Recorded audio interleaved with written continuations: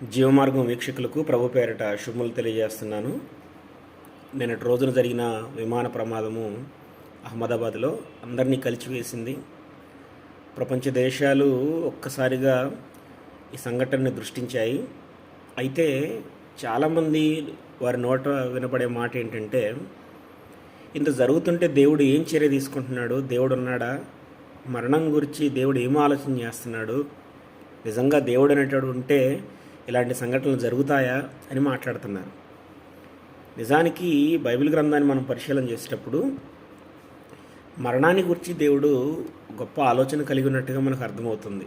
మరణం అనేది దేవుని వలన రాలేదు, మరణము ఒక మనుషుని ద్వారా వచ్చింది అని మాట్లాడుతున్నాడు. రోమిలకు రాసిన పత్రికలో 5వ అధ్యాయము 12-17 వచనాల్లో మరణము మనుషుని ద్వారా మిగిలిన మానవులకు అందరికీ సంప్రాప్తమైంది అంటున్నాడు. అయితే మానవుడి ద్వారా వచ్చిన ఈ మరణాన్ని దేవుడు తిరిగి తీసివేయాలని ప్రణాళికలు చేశాడు. మరణము ఇక ఎన్నడూ ఉండకుండా తీసివేయాలని దేవుడు ఏర్పాట్లు చేశాడు. ఆ ఏర్పాట్లను మనం ఎలా అర్థం చేసుకోవచ్చు? మరణము చూడక బ్రతికే నరుడు ఎవడో లేడని మాట్లాడుతుంది కదా, మనం చూస్తున్నాం కదా.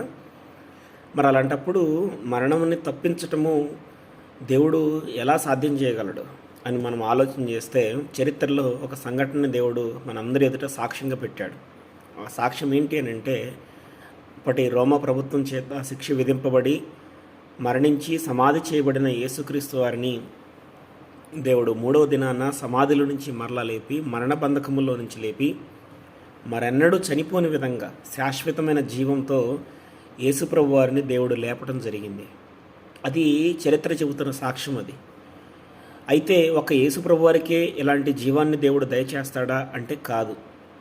యేసుక్రీస్తునందు విశ్వాసం ఉంచిన వారికి దేవుడు దయచేసిన సువార్తను నమ్మి ఆ సువార్త ద్వారా నిత్యజీవం సంపాదించుట కొరకు దేవుడు ఏర్పాట్లు చేశాడు. సువార్త ద్వారా మరణమును నిరర్ధకం చేశాడు అని మాట్లాడుతున్నాడు తిమోతికి రాసిన పత్రికలో. మరణమును దేవుడు నిరర్ధకం చేసి అక్షయతను, జీవమును వెలుగులోకి తీసుకురావడానికి ఏర్పాట్లు చేశాడు. ఈ ఏర్పాట్ల విషయమే మనము ఆలోచన కలిగి ఉండాలి. మరణము అంటే సమాధులకు వెళ్లకుండా ఎవరూ తప్పించలేరు కానీ మరణము సమాధులకు వెళ్ళిపోయినా సరే మనల్ని దేవుడు తిరిగి లేపటానికి సామర్థ్యం కలిగిన వాడు. అందుకే యేసుప్రభు వారు తనను మరణము నుండి రక్షింపగల సామర్థ్యం కలిగిన దేవునికి ప్రార్థనలు, యాచనలు సమర్పించి ఆయన మృతుల పునరుద్ధానాన్ని పొందుకోవడం మనం చూస్తున్నాం. మనం కూడా దేవుని యందు నమ్మకం ఉంచి తిరిగి జీవాన్ని పొందుకోవాలని దేవుని నిందించొద్దని కోరుతూ సెలవు తీసుకుంటున్నాను. Thank you very much.